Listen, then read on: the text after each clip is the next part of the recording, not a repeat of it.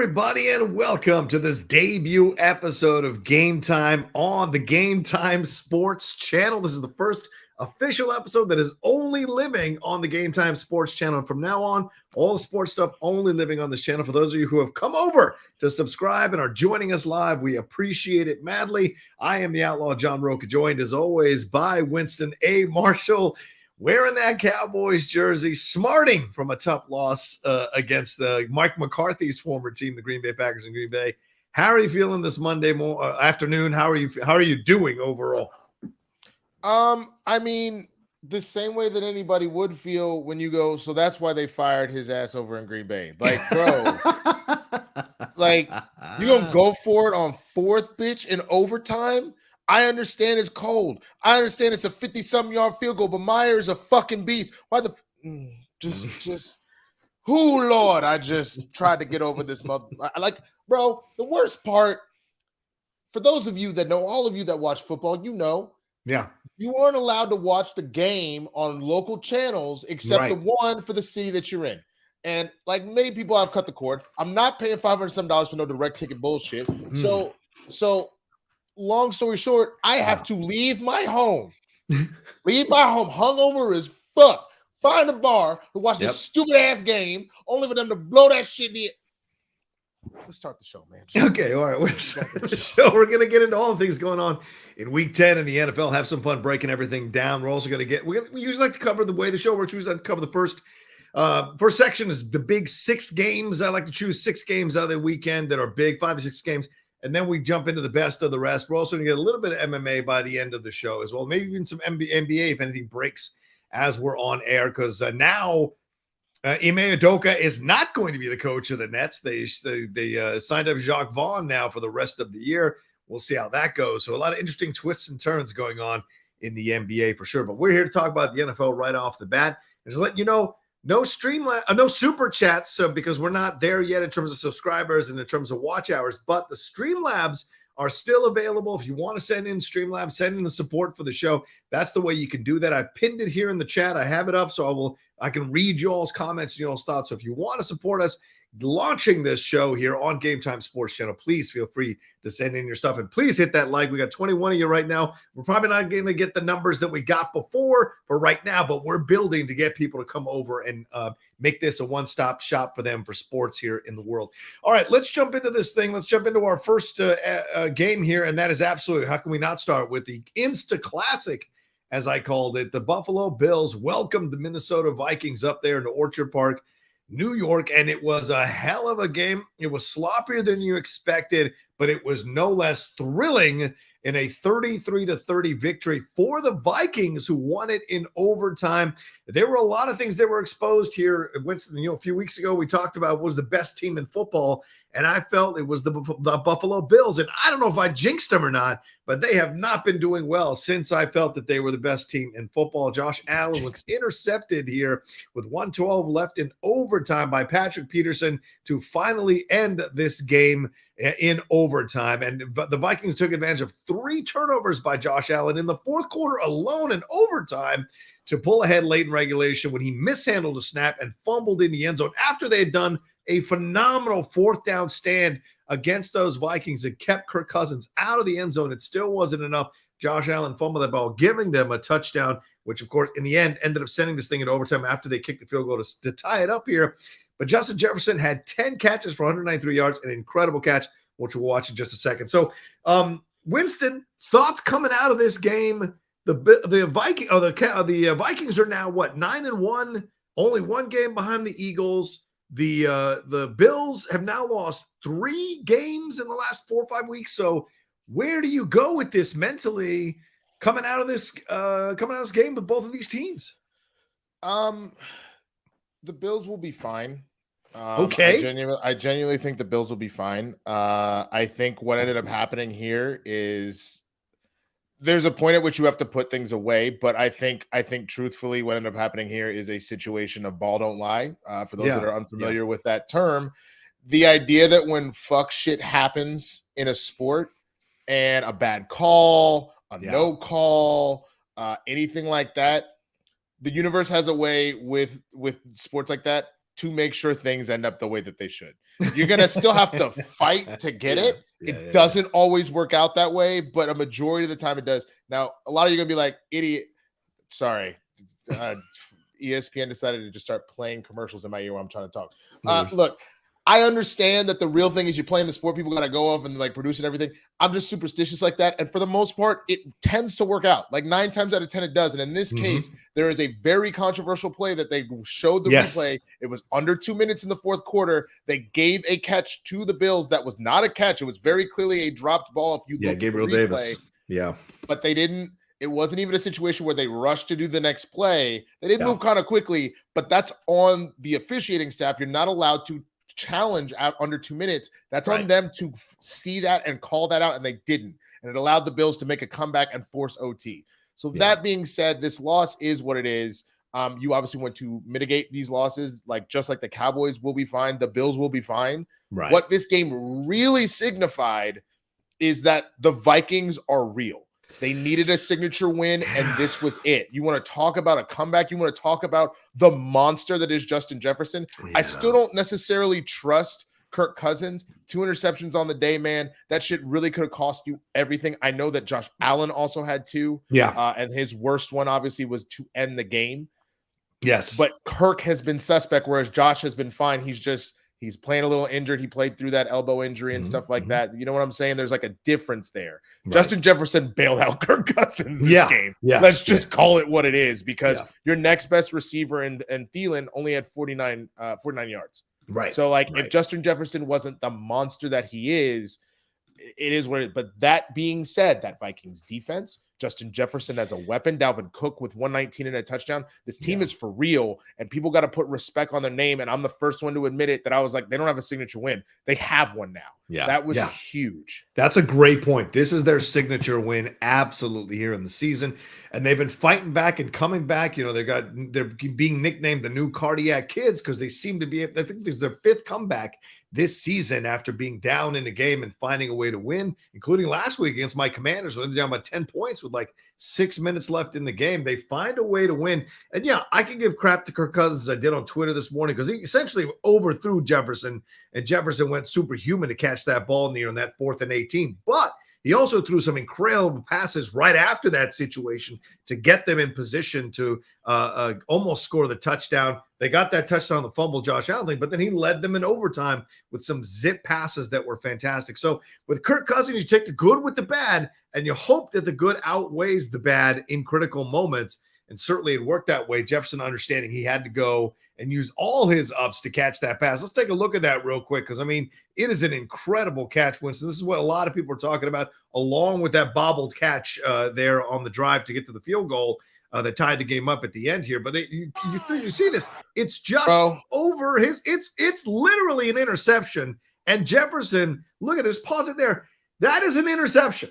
And Jefferson is falling backwards with one hand, and he yanks that ball away from him, maintains possession without it hitting the ground. His fingers held grown the man ball. shit. That's grown man shit. And the funny thing is with Lewis, he didn't do anything wrong there. No. The move that you need to do in that case, I know you're trying to get control of that ball. You just got to swat it away. There's a reason why a lot of times that when you're learning as a DB, as a safety, they tell those players, go get the ball if you can get the ball. But especially in a moment where this is, because what was the score at this point? Do you remember? It was, it was, oh, no, I don't remember what the score was, but go ahead. Keep talking about it. I'll find out. But, go ahead. But either way, this is a moment where you knock that out. That's a good thing. Obviously, the interception is the thing that you want. Right. Yes.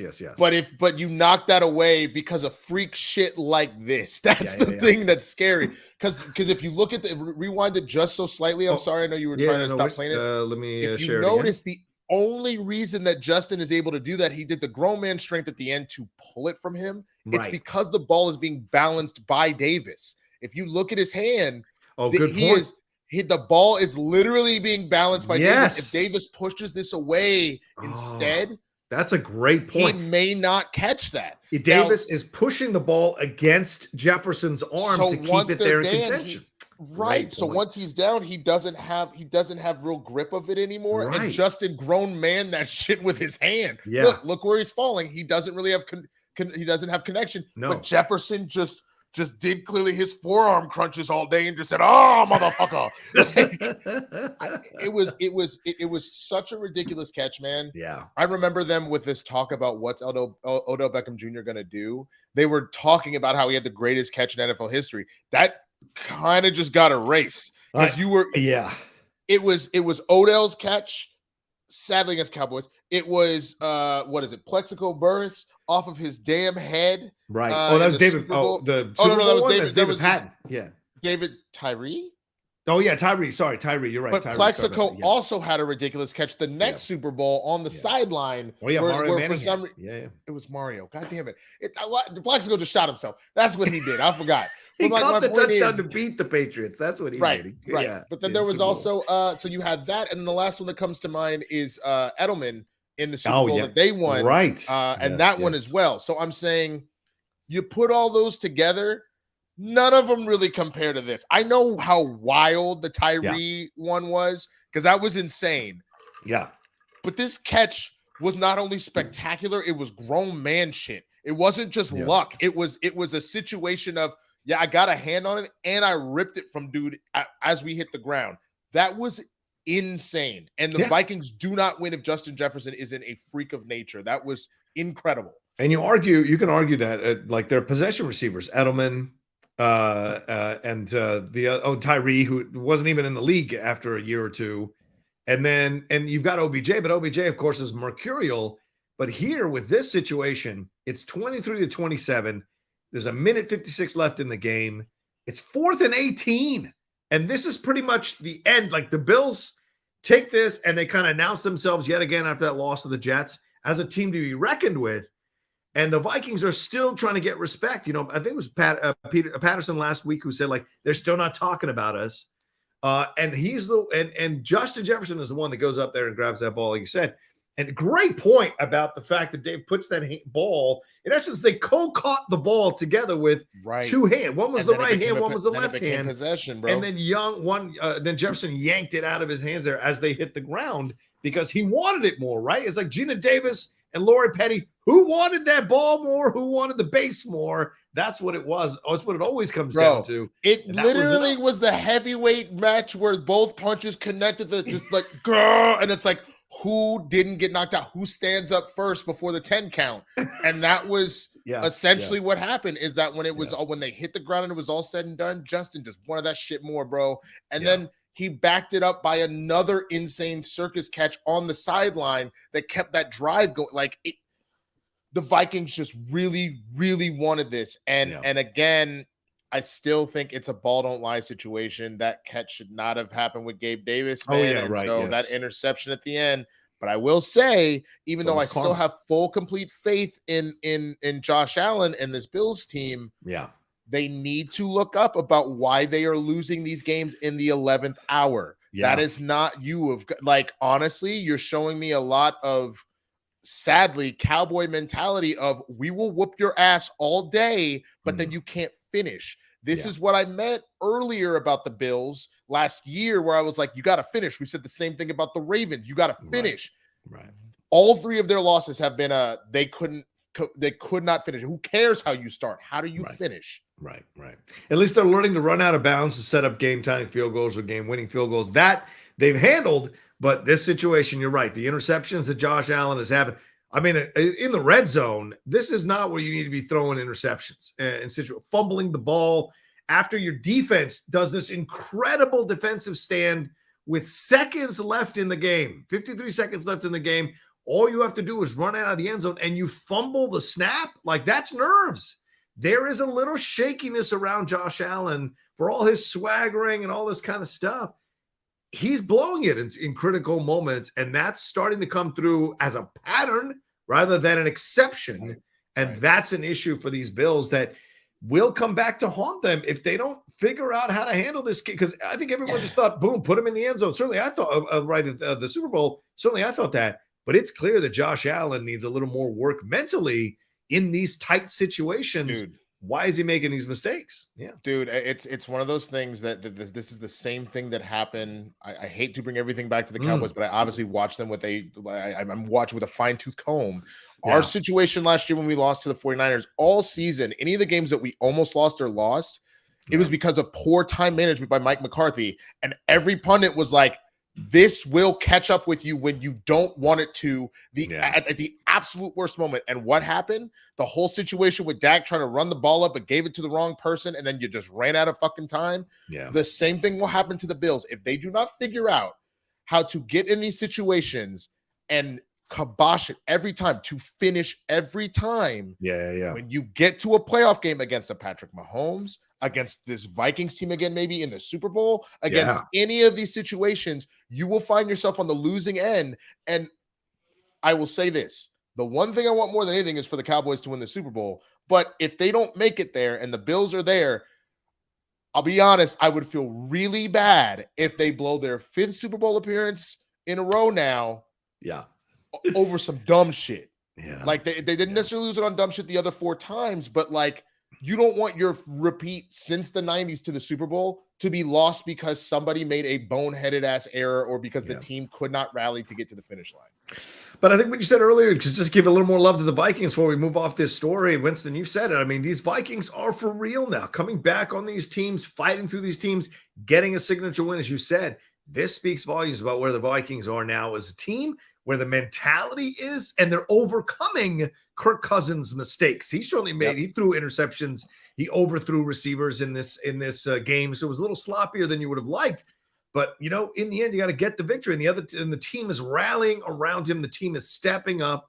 And so they're feeling like the team of destiny a little bit. Dare I say it, for Minnesota. And it's a great point you bring up, Winston, because both Minnesota and Buffalo have lost 4 Super Bowls to get in the modern era and have never won the Super Bowl. So will they be meeting in the Super Bowl because for one team to finally get there? That'd be interesting. I would be very interested to see what happens. I will go so far as to say this about the Vikings. I know I was all in your ass last week about the Eagles being the best team in football. And you were taking the Vikings on this. And I was like, even after they lost to the Eagles, but I will tell you this, honestly, at this day on today, after what I just saw, especially knowing that the Eagles themselves, while undefeated, I think the only signature win you were really giving them is maybe against us. Let me look at the schedule again and see who they beat. The only one that I would give is maybe the Vikings, but the Vikings weren't quite there yet. Mm-hmm. And then us, this kind of win, I put the Vikings above the Eagles for now. Wow. It could go. It could go. I know they have the one loss against. Listen to him changing his tune here. Okay. But it's how they won this game. Yeah. Honestly. Jalen is doing infinitely better than Kirk Cousins. Let's be real clear. Hurts is outballing Kirk Cousins like it's nobody's business. Yeah. But there was something very specific about beating the quote unquote Super Bowl favorites and how they did it against that adversity that I currently give them the edge. But that doesn't mean that Philly isn't still right there as like a 1B to their 1A. Honestly, right. Well, the Bills get a much needed break, hopefully, against the Browns when they play them next week. Then they're at the Lions. Then they get the Patriots, the Jets, and the Dolphins. That's back to back for AFC East supremacy. Right now, Winston, they are 3rd in the AFC East. 3rd behind the Jets, behind the Dolphins right now. And these 3 games, and with the Patriots as their last game, is going to be very interesting to see where the Bills end up.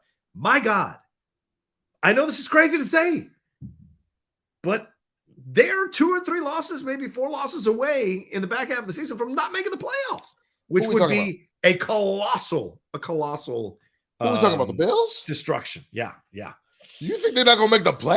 I'm saying playoffs. As I look at the schedule, playoffs. Look, the Patriots are going to be. They play the Patriots twice in this back half, and the Jets and the Dolphins, bro. Hold on. Look, they're only one game above the Patriots. One. I understand. I see you got 1, 2, 3, 4, 5. You have 5 divisional games left. I see that, and I see that they have technically fallen tied for 2nd now, and behind the Jets. So technically 3rd. No, they have 4. Patriots, Jets, Dolphins, and then the Patriots again. 4. I included the Browns for some stupid ass reason. I don't know why. Yes. So they have four. They have 4 divisional games left. I understand that. 2 Patriots, shit, Dolphins. Yeah, they have 4 left. So that's huge. I won't deny that. But I mean, I'll give you Browns, Lions, but you might take some L's with the Jets, Dolphins, and the Patriots, and then you've got a crazy Bears team with Fields and Bengals with Burrow. Yeah, but I genuinely think the way the Bills have been playing all year, they can have a collapse. Let's not pretend like it's not a possibility, but I see 1 loss at most on this, maybe 2. I agree with you that the Jets and the Dolphins have already proven because they've beaten them, but we're just and it's going to be away games. Yes. So there's that. But I would go so far as to say of the 4 divisional games that they have left, they're losing at most 2 of them, which is huge, but I don't think they lose anything else. I think they will be fine. I just don't know if they're taking the division anymore. I actually genuinely they are. I genuinely think it might be Miami or the Jets at this point. The Jets, Jesus Christ, how am I saying this? What is wrong with my mouth? What is going on with my mouth? Anyway, well, let's move on here. And just a reminder, Streamlabs are open, ladies and gentlemen. I pinned it in the chat if you want to send in support. I know there's 26 of you right now watching us. We're not going to get the 150, 120 right now that we usually get. But this is what it means about building this channel way out. But we are going to be here consistently doing the show every week. There'll be more stuff coming here on the sports channel. So if you're visiting us now, please subscribe down below and send in some Streamlabs support if you like. Well, let's move on to the jersey that you're wearing here. That's the Dallas Cowboys. They lost a nail biter as well, which was a fantastic game, just like this Bills-Vikings game was. They lost here in Green Bay against the Packers. This was Mike McCarthy going back to the place where he used to coach Aaron Rodgers and coach those Packers here. Aaron Rodgers threw 3 touchdown passes to rookie Christian Watson and led a 55-yard drive in overtime to set up Mason Crosby, the old faithful Mason Crosby, to kick a 28-yard game-winning field goal that stopped a 5-game losing streak for the Packers. And they were down 28-14 in the fourth quarter. This is the first time the Dallas Cowboys have lost a game when they have had a 14-point lead going into the fourth quarter. Before Sunday, they were 195-0. 195-0 going into the fourth quarter here. CeeDee Lamb did get 11 catches for 150 yards. Prescott threw for 265 yards and 3 touchdowns, but 2 back-breaking interceptions. And Tony Pollard doing a nice job here with 115 yards and a score. So there are a lot of positives to take out about how the Cowboys played in Green Bay. But overall, they didn't get the job done here, and the defense didn't stop Aaron Rodgers in critical moments. And Winston, Dallas, and its fans have been hanging their hat on their defense all year. What happened here? I mean, I came into this game late because it wasn't available. I had something going on at the start of the game, so I missed a lot of us putting points on the board that first half. I came in because I was driving all over the fucking city to find a goddamn bar that was showing the game because of the stupid LA rules. So every basic bar around here was just showing the Rams game. I don't care about the shitty ass Rams. Wow. So I get to this bar in the fourth quarter and I see it start to fall apart. But what I immediately noticed, other than the fact of how cold it is, because I saw Mayer like standing in front of the heater at one point and all that, it was slick. I saw so many plays with people just eating shit for no reason. And I was like, oh, damn. I didn't realize that was the condition going on. So that's not great to start. Right.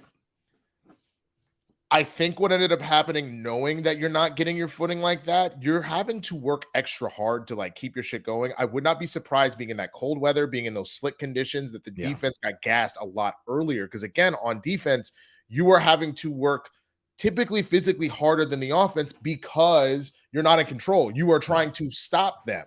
Right. So you do that. You give Aaron Rodgers this mentality that I don't think he's lost to us. And if he has, it's been once way back. He always figures it out against us. So he needs a win. They need this to save their season. He already whoops our ass a lot. They have the advantage of the cold weather situation. We just fell apart. But all of that being said, trusting the defense and everything, in my opinion, the absolute backbreaker of this happened in overtime. As I mentioned before, it's 4th and 4. Yeah, 4th and 4. First, you're in field goal range. You really should have. It's a long one, but you really should have kicked that fucking ball. McCarthy, just because I think the stat was we were either one or two on fourth down conversions this game, or 2 of 3 at this point, maybe even 2 of 4. And we've gone for it 4 times. Whatever the stat was, we were shooting at 50%. So fuck it, go for it. And I'm like, but why? It's goddamn overtime. If you're gonna do anything, I get the whole point is that you want to really solidify some shit, but then I get that Aaron just brought you back and you're worried about your defense, but god damn it, if that is the unit that is supposed to be the unit we depend on, then I need you to get the fucking points and let them hold instead of now letting Aaron Rodgers, especially at the position that you're in, only have to march maybe 30 fucking yards and then kick a field goal. Are you kidding me? I need him to go. I hate Mike McCarthy. Yeah, you're reacting like a lot of Packers fans reacted when McCarthy was their coach. Yes, he led them to a Super Bowl, and they won that Super Bowl under Aaron Rodgers. But in the end, McCarthy just made some boneheaded decisions or some mistakes in critical decision-making moments that just cost those Packers too many times. And now you see here in overtime, and he defended the decision. He defended the decision in the post-match interview, saying, I thought it was the right move. They had a lot of momentum. We just thought we could crush them by getting this 4th and 4 and ending the game. But you're right. You take the points and you trust your defense.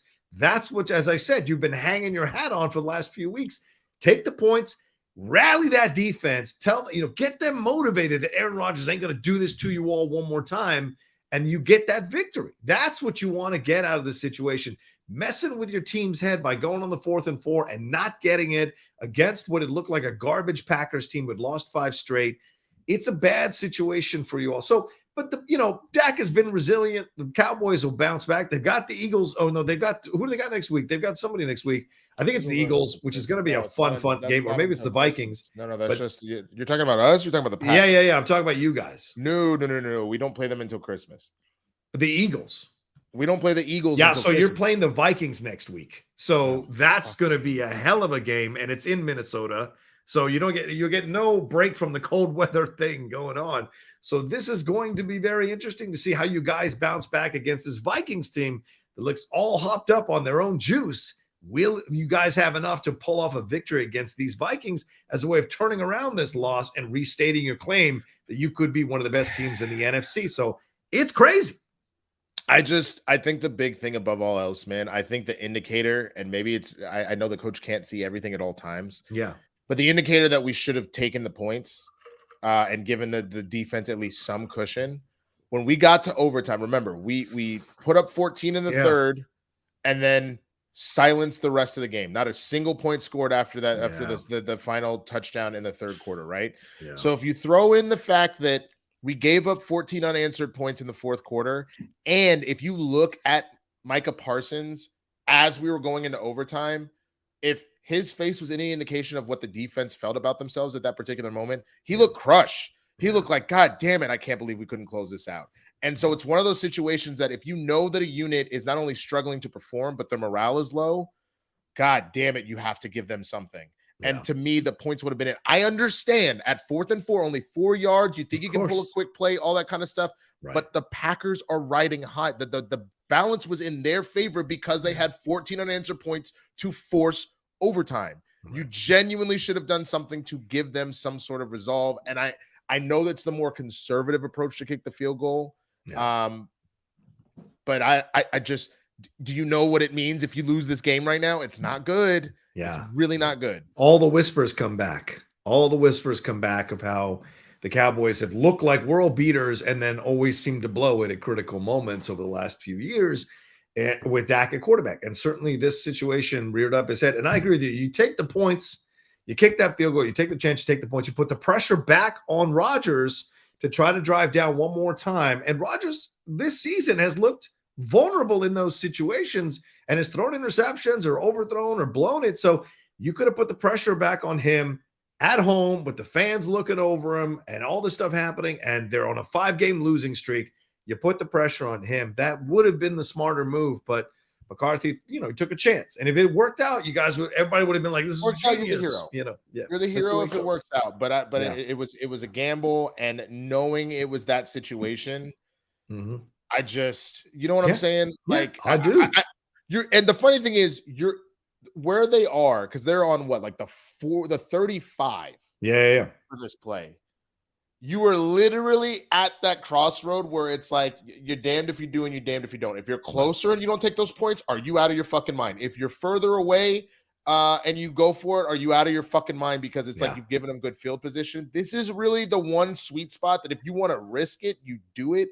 But again, it's not just the field position. It's knowing what your team is doing at the moment. And I all day, every day, I will love my squad, but as a leader, you need to know where your squad is at, man. Yeah, emotionally, for sure. All right, let's move on to our next game here, Winston. Let's jump into this. And the next game we're talking about is Tom Brady and the Buccaneers. They beat the Seahawks in Germany 21-16. Brady is undefeated in the world. He is undefeated. He's won in numerous countries. He won in London twice. He won in Mexico City with the Patriots. So he is undefeated outside of the United States. And he kept that going here by beating these Seahawks 21-16. He was 22 of 29 for 258 yards. Those are good numbers for Tom Brady. Connected with Julio Jones and Chris Godwin on scoring passes. Then Leonard Fournette ran one in as the Bucs improved to 500 and snapped Seattle's 4-game winning streak. And it seemed like they snapped it pretty easily here. They were up 21-3 in the fourth quarter before Geno Smith led the Seahawks back on a couple of touchdown drives to make it 21-16 with less than 4 minutes to play. But then the Buccaneers just kind of suffocated this game and took it. Geno was 23 of 33 for 275 yards and a touchdown. And Rachaad White started and ran for 105 yards on 22 carries. So all of a sudden, Tampa Bay looks reborn. Everybody's back from injury. Does the NFC now need to worry that Tampa Bay is back in shape and back in form and might be making a run here to win this division and to get into a good position for the playoffs? I mean, look, that's 2 games, one with a big comeback last week, and then this one here. But I just. It's a hot Seahawks team. You've been talking about them. They really have, and I still have plenty of faith in them. I still think that they, even with the Niners winning yesterday, I still think that they're going to win the division. I think that they're too good to do so. I even, including the fact that like you have a situation where they were kind of blowing it there, and then Geno surged back. I think what's very interesting though, I think we also need to give as much credit is deserved about how much of a beast Kenneth Walker is, because he did not perform well. And the minute he did not, the Seahawks really couldn't do anything. I mean, he had 55 in the air, which is great, but you couldn't get the ground game going with only 17 yards on 10 attempts. So like you got to make sure that balanced attack is there. But I don't think this says anything about the Seahawks. I think it does say the South is now a 2-person fight between the Bucs and the Falcons. I thought the Falcons maybe had a little bit of an edge there. Brady's doing this again. Then it is what it is. But again, you also look at the fact you had 100 yards from White on the day. And Fournette still had 57 and a touchdown. So like they were able to also get a ground game going. And that is part of why Brady suffered. If you can't get a ground game going with him, especially when he's still Brady, but he is declining somewhat. If you can't get a balanced ground game going, then you just got to put pressure on him, and he will fold like a house of cards if you continue to put pressure on him. So those are things that helped Peyton Manning, as you've brought up a couple times already this season. In his final seasons, was having a good ground game to take the pressure off, along with that great defense. You had a good ground game to take the pressure off. And you're right. They've got to find, because Fournette is not consistent enough every week to be that person. So if they found something in Rachaad White, could be very interesting. Yeah. Now, the other thing that I would say that's really interesting, man, is like, one, again, Geno just being the beast that he is, that one touchdown that he threw in the corner, I think it was Godwin that he threw it to. That was insane. It was Lockett. Great catch. That was an insane catch. That was a perfect throw. Geno is the man, bro. Like he's showing what he's doing out here. I am just blown away and impressed by that. And I still, like I said, I think the Seahawks will be totally fine. I think this is just showing that there's still some life in the Buccaneers, so we can't really count them out, man. Fair enough. Yeah, I like the Buccaneers. They looked good. I woke up early to watch this game at 7 a.m. and caught most of it. I really liked the way they looked. They had that swagger back, that power back. Ooh, sorry about that. They looked like they were really dialed into this game. And, you can put – people say you don't know how much stock to put into games that are played internationally, because of the time jump and that was travel. the only thing I was going to say. Yeah. I actually think that there's something to be said about that. And you got to remember, and I think it's kind of unfair. I think they need to make sure that they don't ever do something like that again, where an East Coast team plays a West Coast team internationally. It should be West Coast on West Coast, East Coast on East Coast, because interesting. From being honest, it's an extra 3 hours. That's an extra 3 hours that you're already having to travel and just get your mind and body right. I know they leave as early as humanly possible, but this will fuck you up, bro. The difference between 3 hours of sleep and 6 hours of sleep is like 1,000,000% difference in who you are as a person afterwards, for sure. You're right. But shout out to the Germany crowds. I tweeted this out after I watched the game yesterday. I love the international crowds have been great. When this was first pitched, I thought this was a dumb idea. But in Europe, and I don't remember how the Mexico City crowds were, but in Europe, they were it was great. They were having a blast. Everybody's wearing their NFL jerseys, no matter who's playing. They're all singing, like they were singing that song at the end there, getting everybody. Country Roads from John Denver. They were arm in arm singing Country Roads. That entire stadium giving you a good vibe. And so more of this, please. More of this kind of stuff. But I think taking into account what Winston said too, like West Coast versus West Coast, East Coast versus East Coast, Midwest versus Midwest. So you understand that it's fair in terms of the time difference when they're making those travel plans. But yeah, please, more of these international games. I might even find my way to fly out to see one, which would be awesome. All right, let's move on here. I know Streamlabs have come through. Please remember to send in your Streamlabs. I pinned the address in the chat. Send in some support as we're going along. There's 36 of you watching us right now. Please hit that like on this video and subscribe if it's your first time hanging out with us here. We appreciate that. In fact, let's take a quick break, Winston. We've talked about the first 3 games. We'll take a quick break and jump into our next 3 games here in the first half of the show. Bet. All right, let's do that here. Let's jump into it. It's the 49ers. They took care of business behind Christian McCaffrey, a Jimmy G type performance, and a great defensive performance from their defense there. The 49ers beat the Chargers 22-16 here. McCaffrey ran for the go-ahead touchdown with 7:54 to play, but the 49ers blanked the Chargers in the second half. After giving up a touchdown, they held the Chargers to 3 field goals and then shut them out, as I said, in the second half. They were down by 10 points in the second quarter, and Jimmy G led them back. He went 19 of 28 for 240 yards, and then they ran for 157 yards total as a team. Herbert was 25 of 35 for 196 yards with a touchdown pass, but they were missing their top 2 receivers who were out for this game. So are the Chargers just kind of snake bit right now this year? And are the 49ers slowly but surely rounding into that team that's going to be very dangerous to play come playoffs time? What do you think? Yeah, I think the biggest thing to take away from this is I don't think people realize how much losing a top skill position can really F with you, let alone multiple. Herbert did as well as one would expect with not having your big weapons and still got 65 yards and a touchdown out of a receiver. But if you know that Eckler is now your main focus, you just put all the energy into shutting him down, and the Niners have a solid defense, man. They did what they were supposed to do. Because I look at what the Niners did on offense. Jimmy G didn't do bad with 240, but again, giving me like a quarterback rating of 57.3, like you're giving me Alex Smith, like game manager vibes, man. Yeah, that's a great point. So having Debo, having Christian McCaffrey, like Ayuk having a comeback, like those are all big things that will help you cross the finish line and do what you need to do. But McCaffrey had, again, an okay game. A total of like a right around 80 overall yards, and then that one touchdown. Right. Nothing to scoff at. That they needed that. But I'm not scared of the Niners. Okay. You need to pay attention. Sure. You damn sure need to pay attention, but I'm not scared. I think this speaks more to the fact that the Chargers, as long as they're staying this injured, they ain't gonna do shit, bro. Like it's really sad to see because they have the talent to be a force, and they just they have been riddled with injuries all year, and it shows.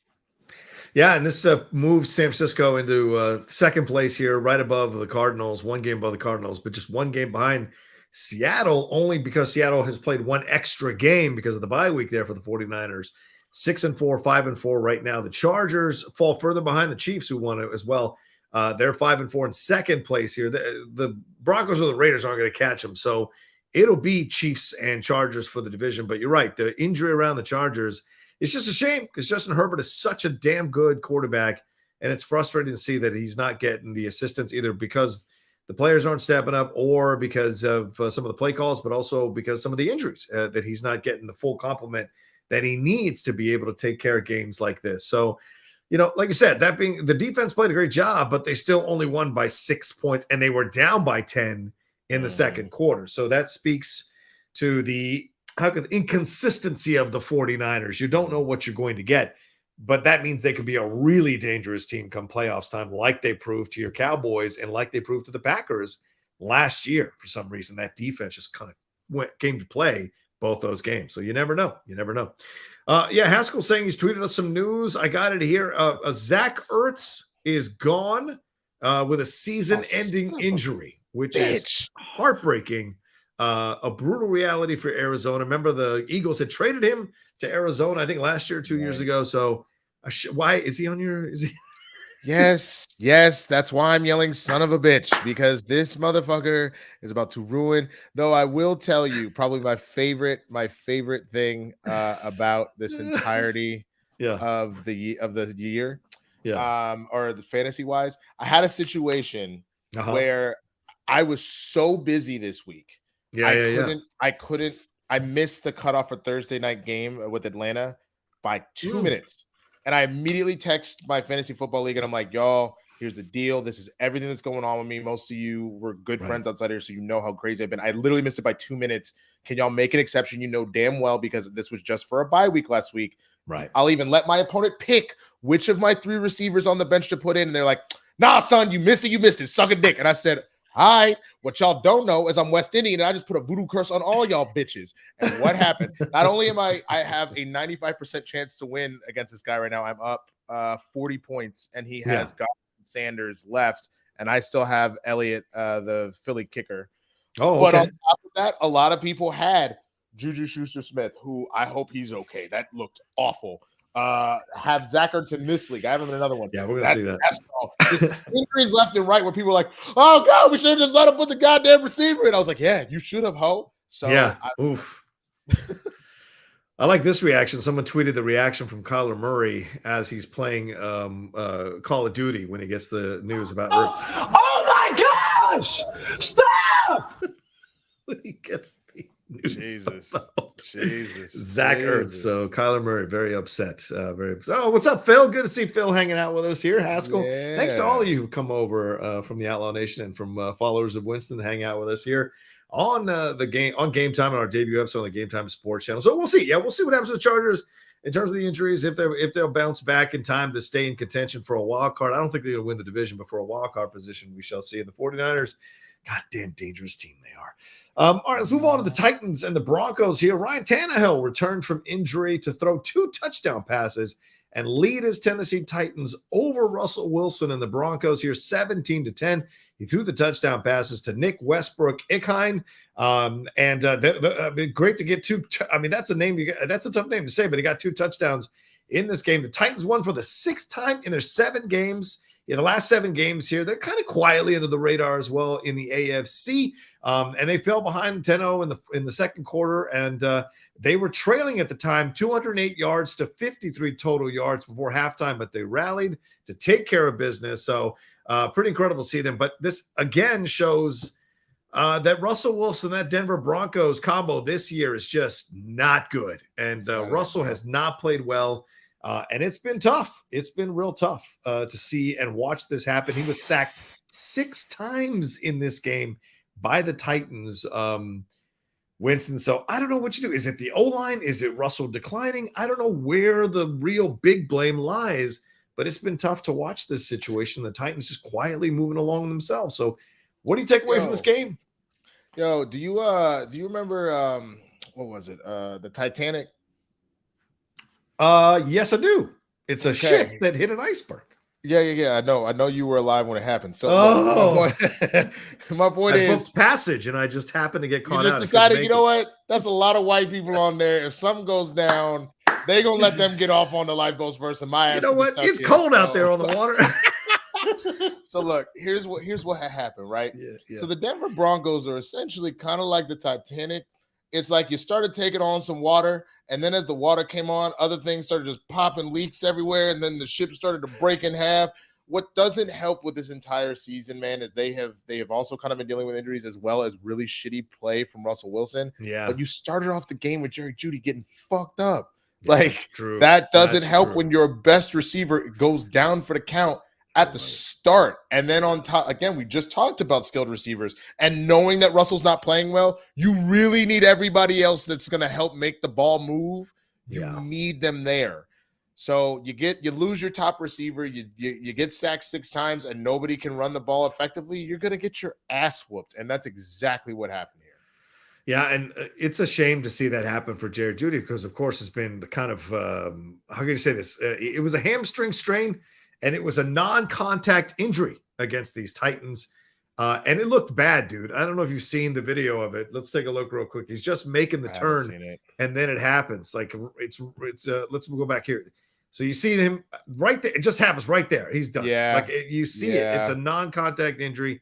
He's immediately finished, stays on the ground, grabbing the hamstring. That's that. It's just the twist right there. It looks just slipping on the field. Well, and it looks like Oof. As of 2 hours ago, it was an MRI on his ankle. It was a mild injury, and he isn't expected to miss extended time. Oh, that's good. This is according to this. So that's good to know. Yeah. But damn, dude, those are the kind of slips that people like. Those are bad. Those are really, really bad. But fortunately, it sounds like he should be fine. But I don't think it matters. If I don't know if it's this O-line or if it's just Russell making bad decisions. He is not playing anywhere near what they expected. And to be honest with you, even with the loss, the Seahawks still look like they got a goddamn steal by dropping Russell. Oh yeah. And getting all those picks, man. Yeah. And the thing is, I was looking at the situation here, and Russell and Pete are still taking shots at each other, which I think is very bad overall. Russell, as someone who's been involved in his own share of petty back and forths, the smartest thing you can do if you're Russell Wilson is just kind of be above it, man. Be above it. Don't respond back. And him saying, because Pete Carroll came after him a little bit on a podcast when they were talking about Geno Smith wearing the plays on his arm. And he was like, Pete said, we tried to get that to be a system in previous years, and it didn't really work out. It didn't really, somebody was not a fan of it. And so Russell, they were asking Russell about this, and Russell said, I won plenty of games without this thing on my arm. So why do I need it? And so why comment on anything? Let him say all the nonsense he wants to say. Just move on and focus on doing better in Denver. And I'm not going to judge this trade or judge the results of this trade until 3 years down the road. Because next year, Wilson could come back completely rejuvenated, better O-line. The general manager sees what the Denver Broncos needs, addresses those needs, and Russell's in a better position. And next year, if he goes 12-5 and they win the division and get in the playoffs and do well, do you say the trade did work then? So you just got to wait and see how this all plays out. But yeah, the Seahawks right now definitely look like the winners of this trade for right now. We'll see what happens, how Russell plays next year, because this year I think it's pretty much a wash. It's just so wild. Like he was. Let's be real. He wasn't doing great in Seattle the last year or two. You're right. The writing was on the wall. Yeah. But it's wild to see somebody who was like MVP caliber, 2 Super Bowl appearances, 1 win. Yeah. Technically should have had the second one, but the shitty play call. Pete Carroll, man. Yeah. It is just crazy to see this decline like this because it is so much faster than any of the declines we've seen from any other elite quarterback. Yeah. Yeah. The only other one maybe is Aaron Rodgers, and obviously he had a little bit of a comeback yesterday, but he went from literal MVP to just 5-game losing streak, and that was kind of crazy. So Russell and Aaron, I guess, it's just mind blowing. Brady too. Brady was looking a little shaky, and he's kind of put it back together here as well. So yeah, we shall see. So All right, let's move on to our last game here. And if you're sending in Streamlabs, feel free to keep sending in the support here and subscribe to the channel. We've got 35 of you, 36 of you watching right now. So please subscribe to the channel down below. Let's move on to our last game here in the first block of game time here. This is Colt McCoy stepping in for Kyler Murray, leading the Cardinals past the Rams in SoFi. I had a few friends who were at this game, Barbarian and Mark Ellis, a few of our friends. 27-17. But the big news coming out of this, more than the Rams looking like this season is done for them, is the injury to Cooper Kupp here. Winston McCoy was 26 of 37 for 238 yards. Matt Stafford did not play for the Rams. It was John Wolford who came in here because Stafford was in the concussion protocol. Of course, Murray suffering from the hamstring injury here. Rondale Moore had 9 catches for 94 yards. Arizona clinched with James Conner running in for the touchdown 2 plays later. But as I said, the big news coming out of this is the injury to Cooper Kupp, which, of course, for a lot of fantasy people are upset, but also the Rams and Cooper Kupp as a human being just seeing this injury here. Let's take a look at it real quick. Thoughts on it? Just a little boom right there. But that's a hard hit on the knee as he's planting. That's so bad. Oh my God. I mean, look, those hits are gonna come, but I'll be honest with you. This is what I've been saying about the Rams. Yeah. And I would argue, even with him missing a little bit of time, with them now being 3-6, their season's over, bro. Yeah. Because one, I wouldn't see Odell deciding to go back now. No way. Considering the state that they're in, and considering you just lost Kupp, I don't think you go back now. That would be a poor mistake in my opinion. But I don't expect it, right? Mm-hmm. You didn't really have, and we've been saying this for weeks, you did not have a good complement for Cooper Kupp on the run game or in the air, which means every play is essentially going through him if you want some real positive results. Yeah. What's going to happen? You are going to wear that man out. Yeah. And it's either going to be from a vicious hit from somebody, a la what we just saw, or just pure fucking exhaustion. That's going to be a wrap. There's a reason why CMC went from the most terrifying running back in the league to, well, he's probably never going to come back. I'm glad he got to a team now that maybe complements him. So he can be the star of the show, but it doesn't have to rest all on his shoulders. This has all had to rest on Cooper Kupp's shoulders or his ankle. And now that ankle's gone. So like there's unless he's able to get back next week and be right as rain, you need to not lose any more games, and not having him, they're about to lose a handful more games, and that's a wrap. Yeah. But what do you take away from this? Somebody tweeted out, there is no quarterback controversy in Arizona. Colt McCoy will now be leading the Cardinals going forward. I mean, what are your feelings here? I mean, Colt McCoy played a really good game.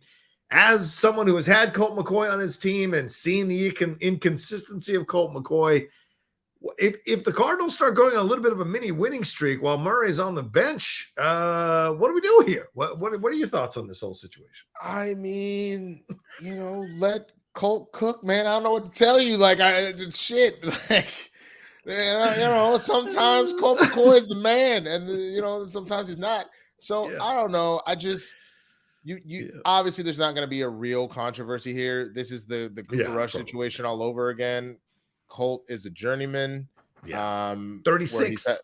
Is he 36 now? 36, dude. Hard to believe. 36, bro. Well, yeah, because I was young and I remember when he was leaving college and going to the league. I don't like this. Yeah, Colt McCoy will forever be 23 years old, bitch. I don't care what you say. I'm even looking at his face. He's got like grown man wrinkles, but he still looks like he's 22, bro. He just looks like a 22-year-old frat boy that did a little bit too much of them drugs and is just kind of draining the life out of him slowly, but he still looks like a baby face. I don't know how to describe it. But he literally looks like a grown little man. He's like Ashanti, still looking 25 years old. It's insane. It's insane. But I just, hey man, it is good for Colt in that win. Keep cashing them backup checks, baby. Keep putting up, just padding the stats for when your career is over. Which I don't think it'll be over anytime soon. He is a good backup. Yeah. But I feel so bad for Cooper Kupp, man. That sucks. That sucks. Right now, they're 1 game behind San Francisco. Again, they played 1 game extra over San Francisco, 2 games behind Seattle. They've got the 49ers next week. Could be a very interesting game if it's Colt or Kyler. Could be a way to catch up on the 49ers there if they get the job done. Then they got the Chargers, Patriots, Broncos, Buccaneers, Falcons, and then the 49ers again.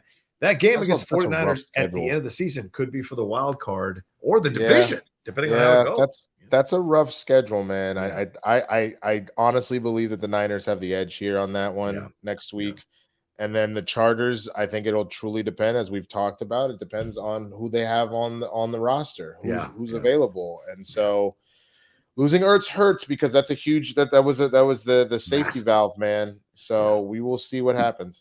And it's not like running backs where you can always like get someone who was, who's been kind of trying to get back into the league, who was great last year or good last year. Tight ends are really tough to find. Good tight ends are really tough to find. And so I don't know how they replace Zach Ertz, who is, an all-world tight end for quite few years in Philadelphia. So we shall see for sure. All right, let's take a quick break as we wrap up the first section here. We'll jump into the rest of the games and the best of the rest here in the NFL. All right, Winston, let's get into it. I'm going to run through these games. You tell me what you want to talk about. Patrick Mahomes here threw 4 touchdown passes and also threw for 331 yards as the Chiefs beat the Jaguars here 27-17. Much more competitive than people thought. And we'll talk about that Juju Smith-Schuster injury as well, just as he was finding his way into that offense. Saquon Barkley led the Giants here past the Texans, running for 152 yards, 24-16. The Giants are at 7-2. Let that stay in your mouth. It feels terrible in my mouth. And Tua Tagovailoa, I'm going to so try to say his name. He stayed hot here, threw for 3 touchdowns, leading the Dolphins to a rout of the Cleveland Browns, 39-17. The Dolphins this season are undefeated when Tua starts under center. That's crazy. The Lions and the Bears arguably had the 3rd most enjoyable game of the weekend here, outlasting the Bears. The Lions did 31-30 behind Jamal Williams scoring touchdowns. Jared Goff threw for 236 yards. Justin Fields was insane. He ran for 147 yards and 2 scores. He also threw for 167 yards and 2 touchdowns, but it still wasn't enough as they blew the lead in the 4th quarter when the Lions came back. Dante Foreman carried the Panthers here past the Falcons 25-15 on Thursday night. He carried 31 times for 130 yards there and a touchdown in that game. We had Watt returning back for the Steelers here. He led them in the defense to a 20-10 win over the Saints here. And Matt Ryan and interim coach Jeff Saturday got the victory here. Jeff Saturday's first victory as an NFL head coach over these Raiders in a 25-20 victory here over the weekend that led to Derek Carr getting on the stand after the game and crying about the emotions and the work that they put into this game. Listen, I'm not going to make fun of him for doing that because I cried after trivia matches on mic. So I'm certainly not going to make fun of a starting quarterback getting emotional after a game. So which game would you want to talk about, or which piece of news do you want to get into here from these games? I mean, good on the Panthers. Yeah, you were circling the bottom of the drain there with the Saints right now for that division, so that's a big win. Good on the Giants. You played one of the worst teams in football and won. I mean, what am I to say? Because that's that was why they're also not on the top block. Yeah, because it was an expected victory. Yeah. But what am I also to say? Because that was the case with the Packers. They have been one of the worst teams in football this year, and we lost. So I'll give them credit where credit's due. What was Mahomes won a cookie for beating the Jaguars? Okay. I didn't know Watt returned for the Steelers. Good for him, because that is obviously 2 crappy teams playing each other. I know the Saints can't feel great about that. Good for Jeff Saturday winning this game. Again, one of the worst teams in football, but homie had only coached, high school football at this point? Yes, I know he had a very long Hall of Fame career, but damn, that's saying something. And I don't know if that's everybody holding your hand like what – you remember the D2, the Mighty Ducks, when Bombay couldn't be there, and so they had the lady, his love interest, show up. And they're like, "Yo, coach, tell him to switch it." She's like, "We look tired. What do we?" It's like, "Tell him to switch it up. Switch it up." I feel like Jeff was getting a little bit of that from the homies on the coaching staff there. I want to talk about Tua, man. Okay, let's do it. If homie is not hurt, the Dolphins, in my opinion, are unstoppable. if Tua is healthy, he is so like I appreciate. They almost traded him for Tom Brady. Let that sink in. They almost traded him for Tom Brady, dude.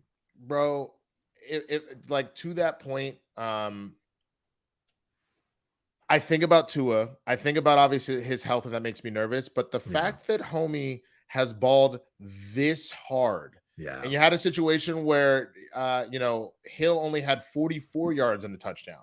He still got he got 285 yards and 3 touchdowns on the game, bro. Like this man is ridiculous. And I cannot wait to see how his career goes as long as he stays healthy. I cannot stress this enough. I just need him to stay healthy.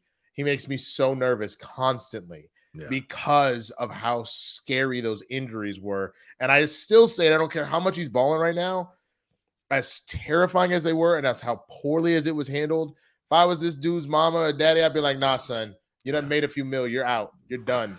Like, I don't give a fuck if you a grown-ass man. If I got a chancla upside your head and then you really ain't going to go nowhere, I upside your head, that's how you know it's serious. You're going to sit your ass down. But I am so blown away by how incredibly talented this kid is. And I can't wait to see what he does next, man. Yeah, I mean, it's crazy to think about the fact that they were going to, as I said, they were going to let him go or trade him for Tom Brady. There were all kinds of rumors in the offseason. If Brady was going to come back, he was going to come back and go with Miami. There were also rumors about the 49ers, but Miami was the real big one. And I think they got in trouble for tampering with Brady. So there were issues there as well. And Tua, to his credit, as a young man, he could have easily folded. He could have gotten in, all lost in his feelings about it. But he has handled his business. And I think part of coming back from the concussions has been this motivation to prove himself. So it's been almost like this Tom Brady story has worked out for Tua, in that Tua's come in here strongly and really shown what he can do. If he leads these Dolphins to the playoffs and leads them deep into the playoffs, dare I say this, to the possible Super Bowl now, because everyone looks shaky. Even the Chiefs that threw 4 touchdowns, Mahomes did. He also had 2 interceptions. So, no one looks like a world beater in the AFC anymore. And so there's certainly a path that these Dolphins could get into that Super Bowl.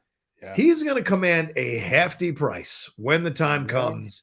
And he may remember how the Dolphins were ready to move on from Tom Brady. And even though they stood by him, he could actually go like, I'm going to need way more than you're offering. This bag has got to get way heavy. But what'll be interesting with the Dolphins, though, is the fact that, yes, he will command a hefty price, but they may be able to finagle something based off of his injury history to be like, yeah, we're going to pay you, but we're only going to guarantee this much, and we're going to have a lot of outs if something happens, because that is the only negative for Tua is he has taken on the sad persona of the injury prone.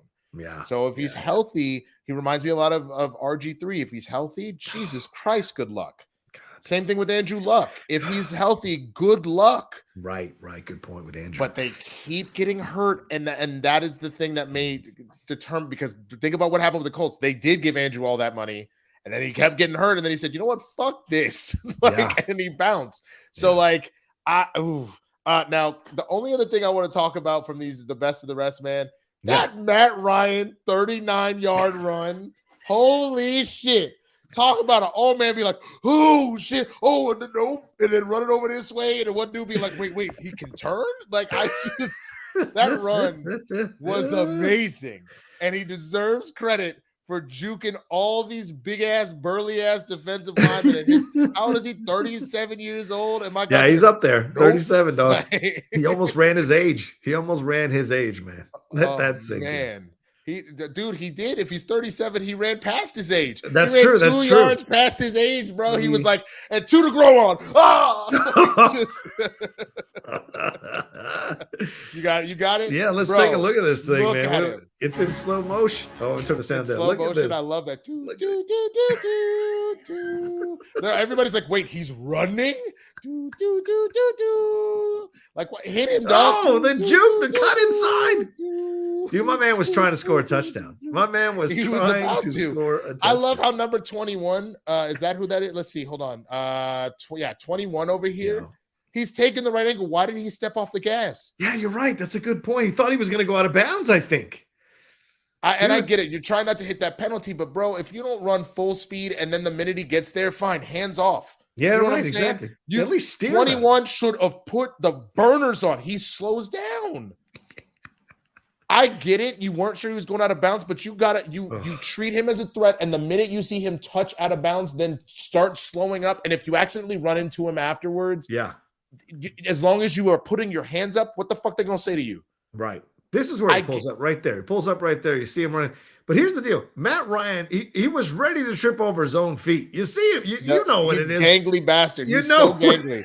He's so gangly. Look. Oh, shit. Over the legs. You're about to you see down. Why, though? So other than the helmets being heavy, you got to remember Matt Ryan has a long-ass neck, right? His head was leaned over like this. His center of balance was already fucking off where he's like, oh, shit. Oh, shit. And then all it took is just grabbing him a little bit. I'm surprised he almost didn't fucking fumble the ball when he went down. But good for Matt Ryan, bro. What a game, and good for Jeff Saturday. Yeah, I guess good for Jeff Saturday. There's a lot of drama around that. And you know, he's like, I'm going to do the best I can, and we'll see what happens. But I do think the people who've been complaining about him getting hired, I think there is a valid complaint to be had there, because Irsay isn't saying that this is an interim situation. He's specifically said, if he does well, I want him to do well because I want him to coach our team. So I know it's bullshit. And Stephen A called it out. He said, you have found a way to circumvent the Rooney rule. Obviously, he's like, Jeff Saturday is was my colleague here at ESPN. I have mad respect for him. Right. I do think at some point there's a reason that maybe he should get that opportunity. We know he knows ball, but as many people pointed out, only coach high school football. If that ain't some old boys club, even if you were one of the stars, Hall of Famer, Ring of Fame on the fucking team, that ain't some old boys club shit I've ever heard. What was it, Benamy, that still hasn't gotten a goddamn right, for the Chiefs. Yeah, exactly. Are you kidding me? So you found another way to circumvent the Rooney rule, and I just, there's a lot going on there. So to be honest with you, even though I want Jeff to have a prosperous career as a coach,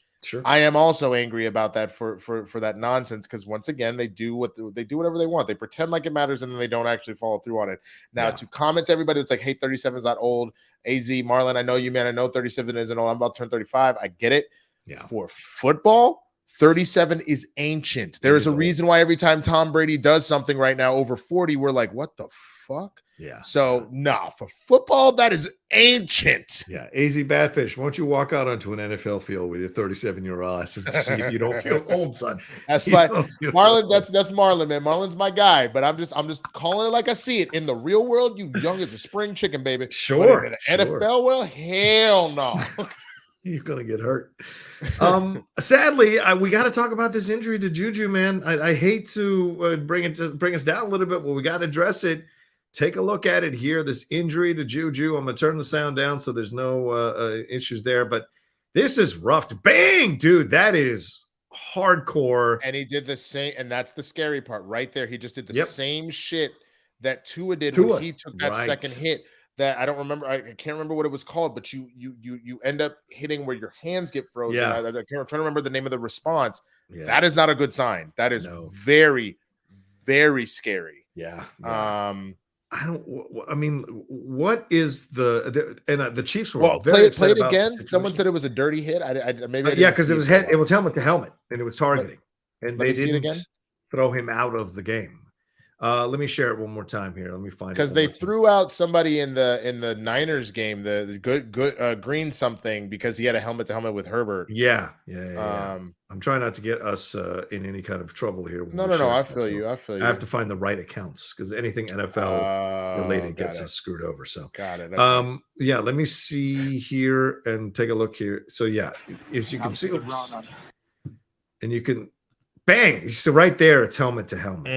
So if you need to see it again, right there, it's helmet to helmet. So, that's not cool. It's rough. That's that fucking situation, bad, man. That's fucking bad.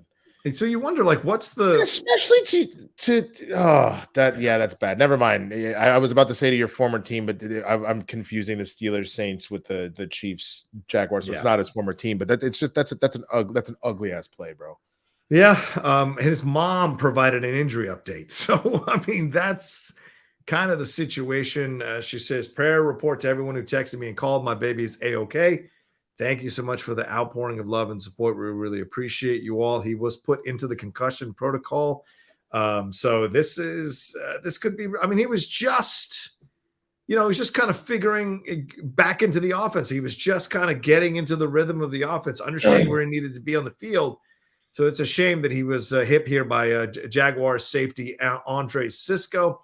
They did throw a penalty flag, but they ended up picking up the flag with no penalty for a hit on the defenseless player, and the Chiefs were super pissed. Andy Reid said, well, as long as there's contact to the head, it doesn't need to be in the game. It looked like there was contact to the head from where I was standing, but I'm not the one making the call. Referee Brad Rogers told ESPN that they determined the defender, quote, braced for impact and hit the shoulder into the shoulder. They didn't feel it was a helmet foul, but that looked to me like a helmet foul 100%. So it's scary to me.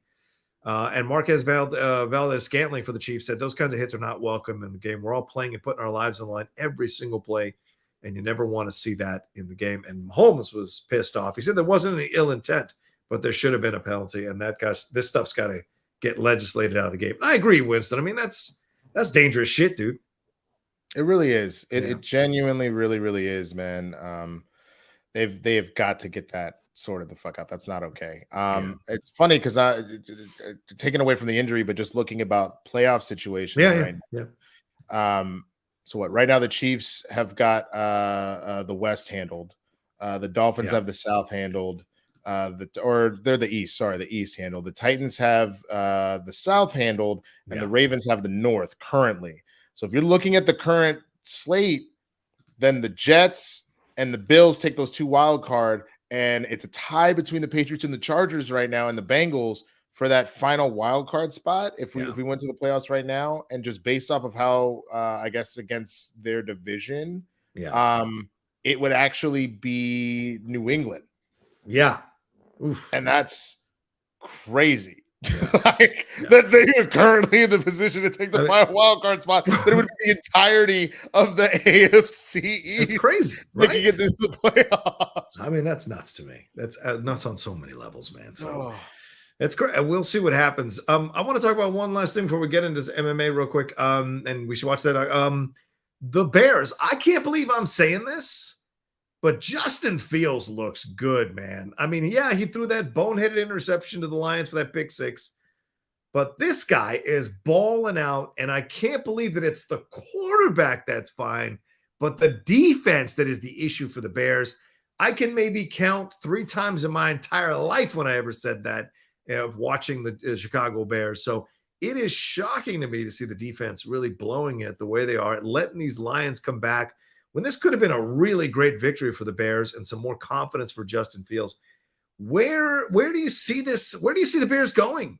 With it. I mean, because Justin balled out against Miami last week too, and it was just this much of a difference between that Miami game and the Lions game for him leading the Bears to victory. Do you think this is just part of the growing pains for this team, or where do you see Justin Fields now as a Bears quarterback? I mean, he looks amazing. I didn't get to watch the game, so I didn't get to watch these full on, but I know he turned like a 67-yard run to a touchdown, which is crazy. After he threw a pick six too, which shows you the kind of resilience of this kid. Yeah. I just need him. The Bears need to get him some weapons, and I need to believe that they're not going to break him. I'm glad to see that he's doing dope things, but right now he's reminding me a lot of the kind of Cam situation. If he's putting those kind of wheels on Cam, you got to be careful where he could very easily win an MVP, and he could very easily get them to a Super Bowl one day. Right. But remember, Cam kept taking those shots in the same way that Vic took those shots, in the same way that RG3 took those shots, that eventually you're not going to make it. And that's even something we've then been worried about with Lamar Jackson. So I am so glad to see him flourish, because I remember when he got drafted and I really, really liked Justin Fields. Yeah. Bears are going to ruin this kid. But he's balling out. Good for him, man. And I genuinely hope that this is a resurgence for them. I would much rather see the Bears start doing really well and the Packers fall the fuck off than the other way around. Yeah. Look at this run. Look at this. Yeah. I mean, that's insane. He's not even going full speed, Winston. He is not going full speed. That's scary. That's crazy. And then he fell over because he's like, oh, I'm tired. I don't blame him. I'd be tired too, putting that kind of burner speed on at 67 yards. I'd be upset. Yeah. But they've got it. They have got to get some talent in the air over there. It was cool to see the St. Brown brothers play each other. But it's very true. That was fun. Yeah. Very clear, in my opinion, which of the St. Browns is the better. Then one of them is named Amon-Ra. I'm just saying. Yeah, he had 116 yards in the game, I think, receiving. I'm saying what Equimanius, did he get hurt? Because I don't see a single even target for him, which is the other part that I'm kind of looking at. I'm like, I don't know if it's because he doesn't feel like he has receivers. Yeah, no, he had 2 rushes for 9 yards, Equimanius, but Amron had 119 yards off 10 catches. But yeah, he didn't. That was the thing. He didn't receive. Nope. And Justin Fields is doing super well. When he has wheels like that, that's super goddamn dangerous. But you also need a quarterback that's going to throw. Yeah. You know what I'm saying? It's Lamar Jackson all over again. But he had only without the victories. Yeah. I'm just saying he only had it looks like 20 attempts through the air, and then there were 35 on the ground. I'm not saying that's pretty balanced, but you know what I mean? I just want to be able to see that my quarterback is not just being able to run all over you, that he's also like throwing daggers on you. And he did have a 50-yard one to commit. Is that how you say it, Cole? Commit? Cole commit. Yeah. So that's amazing. But the biggest thing that I love about this, truthfully, is seeing Justin Fields thrive. That's amazing. Let's go. Let's go. All right, let's move on to our last story here. We're going to talk about, which is the MMA stuff. This was a big fight that happened the other night on UFC. It was at 281. Pereira was taking on Adesanya. Adesanya has been unstoppable, but Pereira, for whatever reason, has had his number in he beat him twice in kickboxing, and now worked his way up to face him here for this fight. I'm not going to have the audio on, of course, but like this was the night. He was punching him and then got a shot in just as he's pulling away. Bang, there it is. That's when it started to kind of fall apart for Adesanya at the end here. And it's insane. Sometimes people just have your number and you can't get the job done against them. And the thing is, he almost knocked out Pereira at the end of the first round, and it looked like he was done. But now Adesanya, one of the best current MMA fighters ever, goes down, loses the title here to Pereira. Any thoughts on this? Any feelings around it? Any knowledge on this, Winston? What are your thoughts? It's just like any sport. Sometimes it's just matchups. Like there is that people are going to probably make some snide remarks about it. And I'm sure you could say this about the Schmodown and the Ethan had my number and will always have my number. Yeah, exactly. But in dodgeball, for example, there are people that are world class that genuinely are out here like winning like world titles. There's one dude in particular I'm thinking about who I actually continuously beat. He gets my number every now and then because it's not like a fight. You know what I'm saying? It's not like, once you're out, because you get rounds. But I mean, like a lot of times when they need, like, it's me versus him in these situations, I actually get the better of him, even though he is a far superior player. And that's just what it is that sometimes people just know how to teams know how to specifically beat a very particular opponent and do it every time. Yeah. And that sucks, man. To lose 3 times to the same cat. Yeah. And knowing what it means in fighting too. Those wins and those losses mean infinitely more than like losing the Packers losing to the Vikings this particular season. You know what I'm saying? Like that one stings. So in 2 different divisions, like kickboxing versus MMA, still losing to the same person must be super frustrating. Like losing Intergeekdom and losing in the regular. It's super frustrating for sure.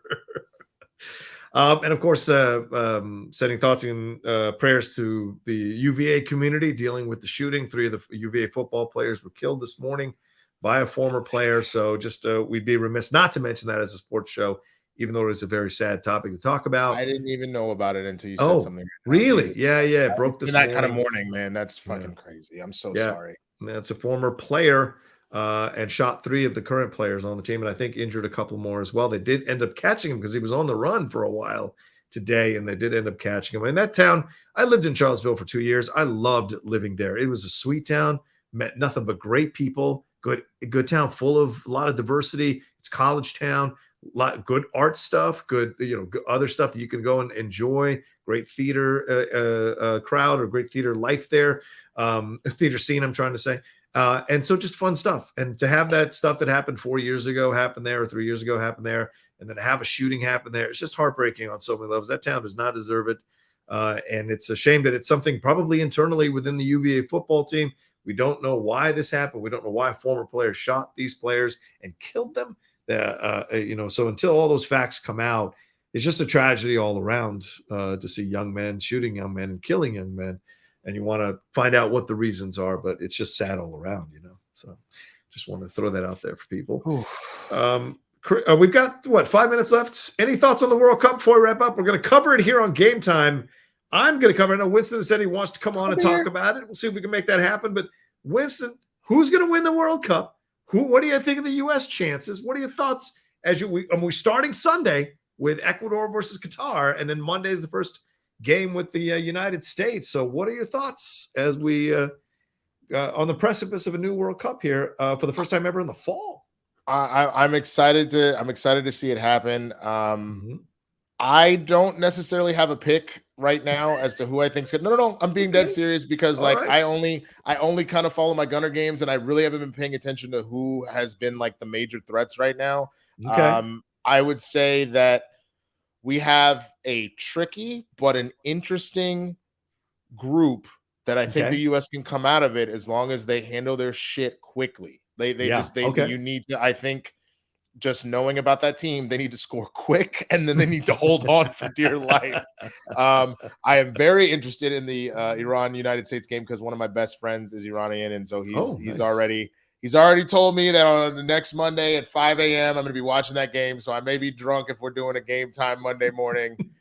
We'll see what happens. Yeah. He's very I'm just going to hand out shots every time Iran scores. So if they put up a bunch of points, their first game is against who? Let's see. It's against England. If they somehow put on hella points against England, I'm coming in here Monday fucked up, John. I'm just going to tell you right now. It's gonna be a thing. I'm gonna do a reaction or live watch along to the games here on the Game Time Sports channel because I want to watch the USA games and I've made a point of it. I'm clearing my schedule for all those games and maybe some of the other games as well, depending on the timing and what have you, to watch some of those here and have some fun talking about them for sure. So I'm looking for it. So what? Our first game is against Wales. It's Wales, on Monday. This coming a week from today, 21st. Yeah. Absolutely. Okay. What time is? Oh, it's all. No, I think it's 11. 5 a.m. Okay. Yeah. All right. Yeah. Okay. Whew. Oh, it's gonna be a long motherfucking day, but I'm here for it. Welcome to the World Cup, bro. It's the way. Soccer, baby. Let's get it done. Yeah. It's gonna be fun. The 21st, we play at 11 a.m. on. So I may do a live watch along, and then we'll do Game Time like 10 minutes after I'm done with the live watch along. And then we play again, I think on the 24th or the 25th. We play again when we play England. And then we wrap up the group playing against Iran, as you said, which I think is on the 30th, or is it the 1st? I forget when it is that we're playing them, or is it 28th that we're playing them? So yeah, it's good. We're going to wrap up the games there. So it'll be very interesting to see how we do in this group. I mean, I agree with you. I think we got to shock Wales. We got to hold on against England, and we got to beat Iran. Those are my beliefs about the U.S. national team, but we shall see overall. I got a little bit of these are like second cousins, but I think two cousins on the U.S. team, man, which is fucking crazy. That's insane. I second cousins, because again, my family, my dad's side is all immigrants, so I can't keep up with everybody. I was just told Right. Being like, yeah, that's your cousin by that auntie. And I was like, oh shit, all right, cool, good luck. I'm not gonna call him and be like, come on, nigga, I need tickets. Like, that's not I don't know him like that. And I don't want him calling me when I don't want him calling me when I get my show, being like, hey man, I do love me some Issa Rae. Can't believe you got on your show. You trying to kiss my ass. Good for you for being in the World Cup, but go USA. That's it. Exactly.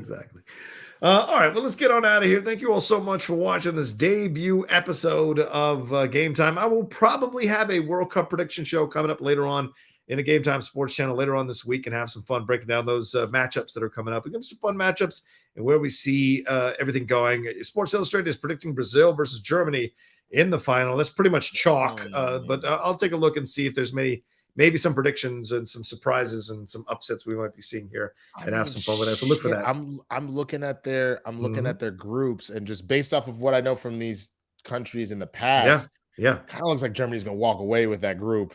And it kind of looks like Brazil is like the high favorite to win theirs too, bro. Like anything can happen. You got to play the games, but you got to play the games. I'm not surprised. Not a lot of people saw Croatia in the final 4 years ago, so you got to play the games. Winston, where they can find you, man? Another fun show here. Of course, our debut episode on Game Time Sports Channel. What's your handle and where can people find you, my man? Yeah. You can find me at the Swaggy Blurred on all platforms. I mean, as long as Twitter's still alive, I guess I'll be over there for a little bit. But TikTok, YouTube, I've got my Black Panther non-spoiler review up. I'm going to do a spoiler one with Matt Thomas soon. We're going to do our Atlanta finale review as well. And then obviously Law and Order Sports Victims Unit, man. Had a good one this week with it. Had a little fun. Talking about, I don't want to say what I talked about, but this coming week, I'm going to film it when we get done here after I deal with this audition. Look, it may be about the Bills and the Vikings. It may be about the fucking Cowboys and the Packers. We don't know yet. I haven't decided, but either way, it'll be funny. So definitely come through and follow me on TikTok. I'm trying to get to 1,000 followers, man, because then I can start doing some real stuff with the creative stuff. So if you haven't already, please go over to TikTok and follow me over there. You got to create a criminal intent so you can have a crossover.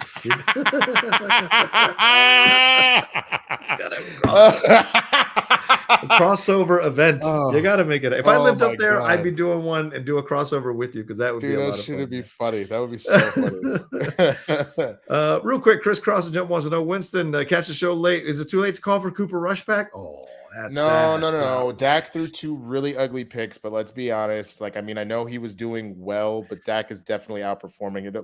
He put up 28 points. You do realize that Cooper was not eclipsing 24 points the entire time. That's true. He wasn't doing that. So Dak is definitely the better quarterback. I need him not to throw such ugly balls, man. That's what she said. Follow me at The Rocha Says on Twitter, Instagram, and TikTok, The Outlaw Nation on Twitch. And please remember to subscribe to the channel down below. Please hit that subscribe and hit that bell button as well. We're going to have sports content every day this week, no matter what. I'm going to put something up, 5 to 8 minute videos. Maybe I'll clip some stuff out of Winston and I talking on the show here and put it up for people to enjoy. So please hit that subscribe button and hit that bell button so you are notified when we go live on Game Time every Monday when we do the show. All right, y'all, take care of yourselves. Be well. Thanks so much for joining us. We love you madly, and we'll talk to you next time with another brand new episode of Game Time. Peace. Oh, wait. Eagles, Commanders, who you got? I'm not predicting any more Monday night games. Every time we do it, the exact opposite happens. So here it is. It's Eagles and what? The Commanders. Easily the Eagles. And what? Please, you know what? The Eagles. I'm going to say that. The Eagles are going to win by 3 scores. I'm going to say that. So hopefully your dumbasses can beat them. All right? So the Eagles by 3 scores. There you go. That's my prediction. If we're working opposites, the Eagles by 75 tonight. Absolutely. Let's make it happen. All right. Take care of yourself.